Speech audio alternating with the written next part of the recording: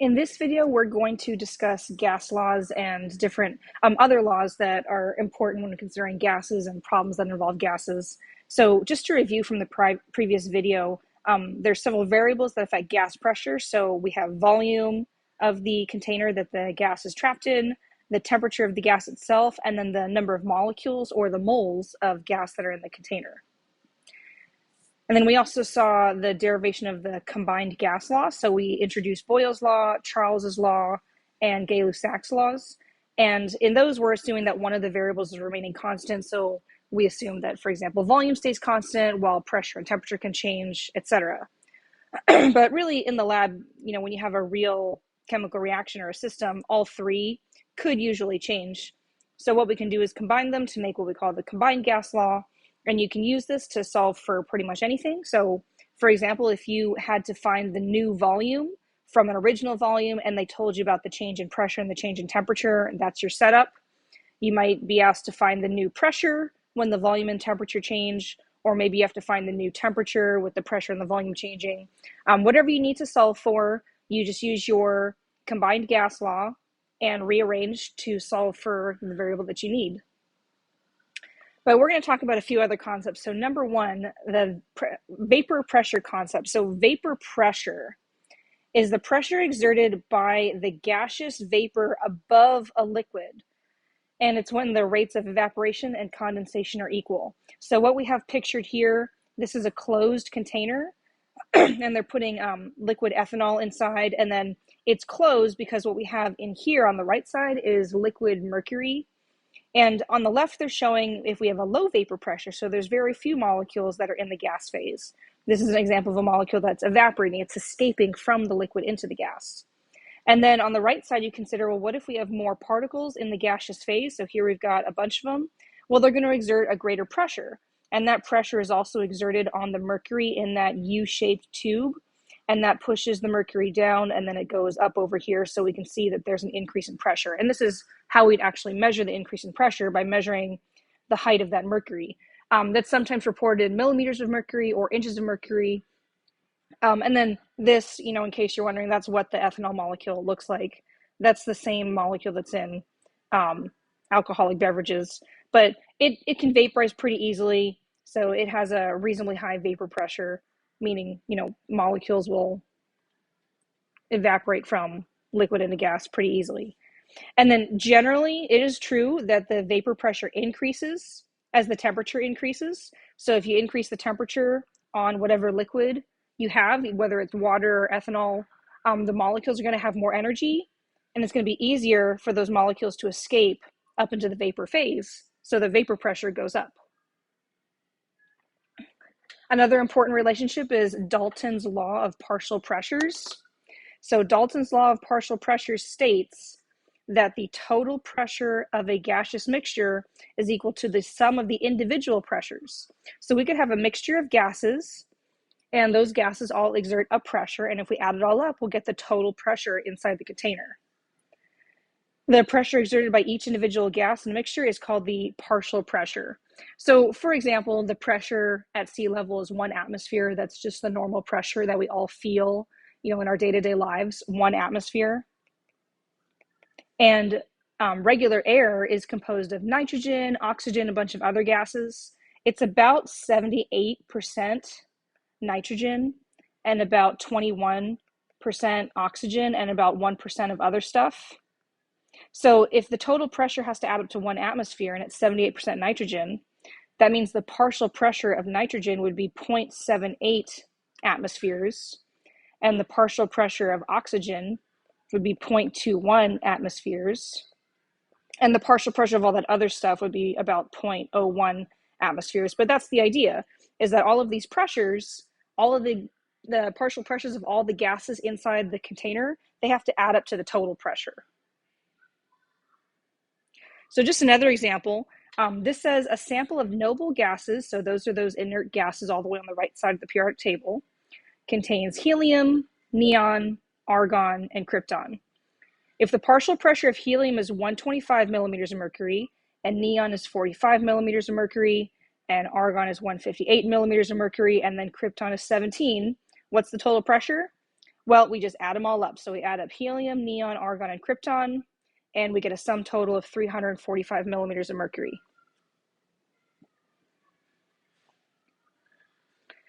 Another thing that we can do that's very common if we're going to do a laboratory experiment involving gases is collecting the gas over water. So we might want to do this just because we need to collect the gas somehow. And if we collect it in what we have here in the picture is an inverted graduated cylinder, we could also measure the volume because we have those markings on the glass. So we could measure the volume of gas collected.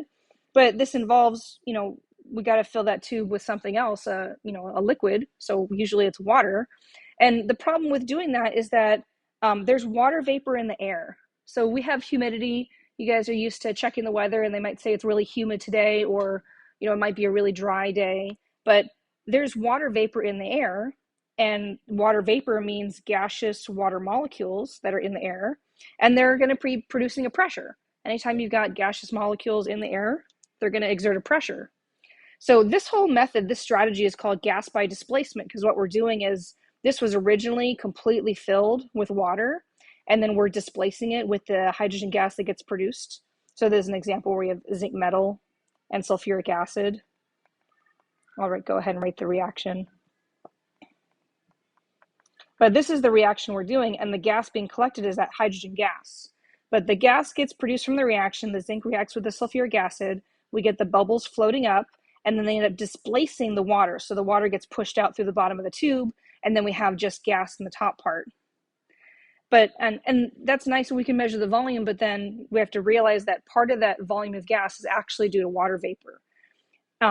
This is called wet gas because there's water vapor. So in contrast, if we had a gas that was definitely had no water vapor in it whatsoever because we did something, we dried it or made sure to collect in a dry format, we'd call it dry vapor. Like dry ethanol gas would be ethanol gas that has no water vapor whatsoever. Next idea, so is the ideal gas law, but first up, what is an ideal gas? So an ideal gas is a gas that behaves in a predictable and consistent manner. So we're going to make a bunch of assumptions about gases for this idea, this ideal gas law, and this is generally known as kinetic molecular theory. Kinetic molecular theory, or KMT for short. And these are several postulates or assumptions of kinetic molecular theory. So I'll just go through them each one really quick. Gases are made up of tiny molecules or tiny particles. So we're assuming that, a gas is a bunch of tiny, atoms or molecules, which is generally true anyway. Gas molecules demonstrate rapid motion in straight lines, and they travel in random directions. So they're randomly moving, they're flying throughout the air in straight lines, colliding off of each other.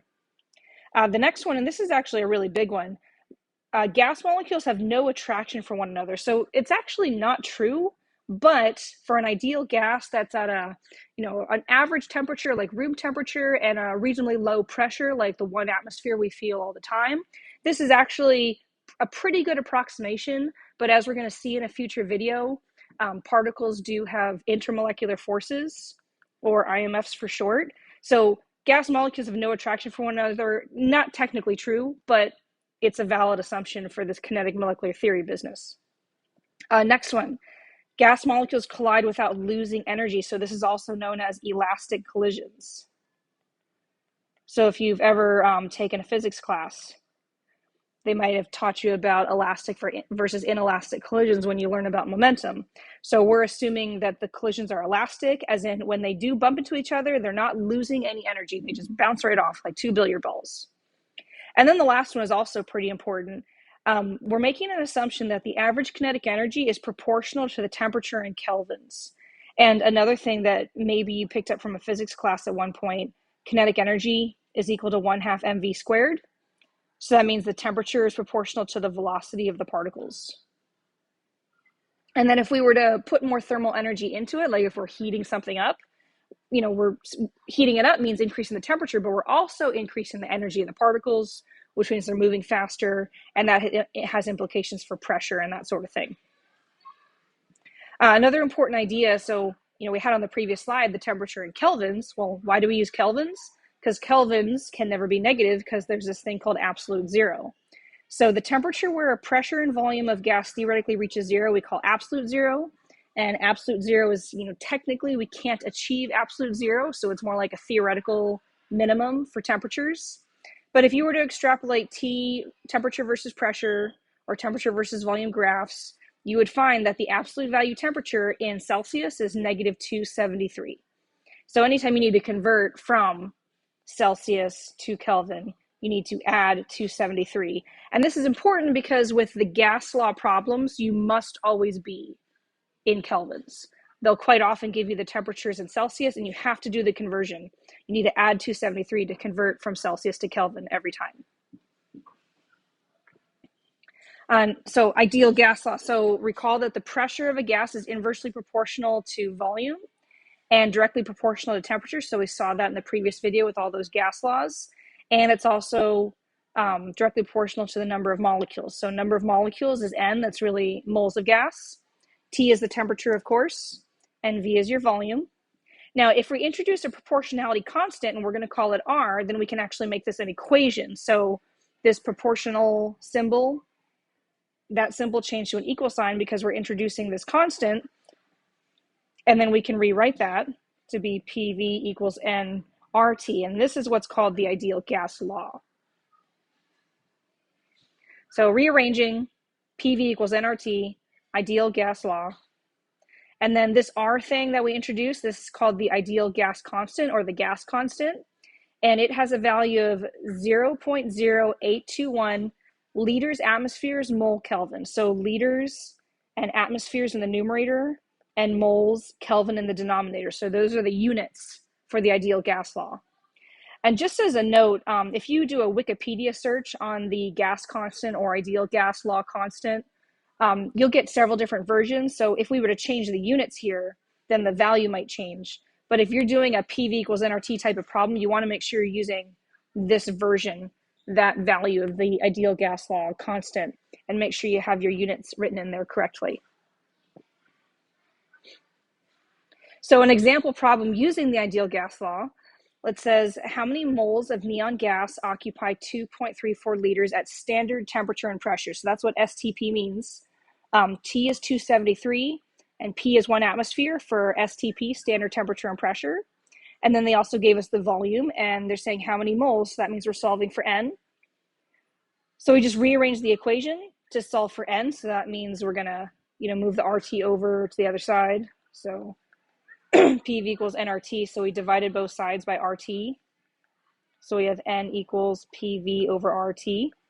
And then it's just a matter of plugging in the values, and you do want to make sure your units are correct. So like the volume needs to be in liters. How do I know it needs to be in liters? Because my gas constant right here is atmospheres in liters, moles in Kelvin. So I need the volume to be in liters, the pressure to be in ATM, the temperature in Kelvin, and then everything's going to cancel except for the moles. So we're going to get an answer in moles.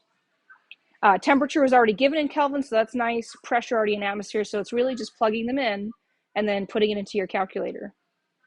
In terms of Sig Figs, just as a review on Sig Figs, so the 1.00 had 3 Sig Figs, 2.34 had 3 Sig Figs, the temperature had 3 Sig Figs, so we want to get an answer with 3 Sig Figs. And our gas constant, we had that as 3 Sig Figs as well. So critical thinking, conceptualizing gases. So regardless of temperature, all gases are randomly distributed in their container. However, the average speed of the gas molecules changes with temperature. So what does that mean? If we were to actually plot the number of particles versus their speed for a particular sample of gas, we would find that it looks something like this. So we've got, this is the average speed, and you've got a bunch of molecules that are slow speed and then a bunch of molecules that are fast speed. This is actually called a Maxwell-Boltzmann distribution.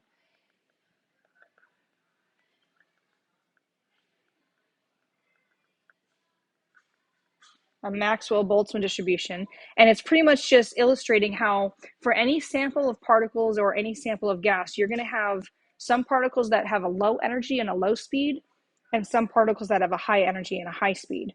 Now, if we were to change the temperature, let me change the color of my pen. So let's say we had a lower temperature, the lower average speed is going to result. So remember, kinetic energy is proportional to temperature, and kinetic energy is 1/2 mv squared. So V is proportional to temperature, assuming we're not changing the identity of the gas, like how big it is. So we're going to have a lower average speed, but the way the graph actually shifts, it looks kind of like this. So the peak is taller, and then fewer molecules out here on the right side with that higher speed. And this is your average speed. So the average speed of the gas molecules changes with temperature. And then let me change to orange for something faster. So if we were to do a higher temperature, so we heat up a gas, on average, they're going to be moving faster, but the shape of the peak shifts, so it's kind of like this now. I didn't really do a good job. I think I could have stretched that out better. There we go, that's better. But the average speed is now more to the right because it's a higher speed, but the height of this peak is lower. And then we've got more particles out here stretched out on the right side at a higher speed. So this idea, Maxwell Boltzmann distribution, in case you're interested and want to learn more. So just kind of summary of everything about gases. So gases have variable shape and volume. We talked about that in the last video. Pressure is directly proportional to temperature and N, the moles of gas. Pressure is inversely proportional to volume.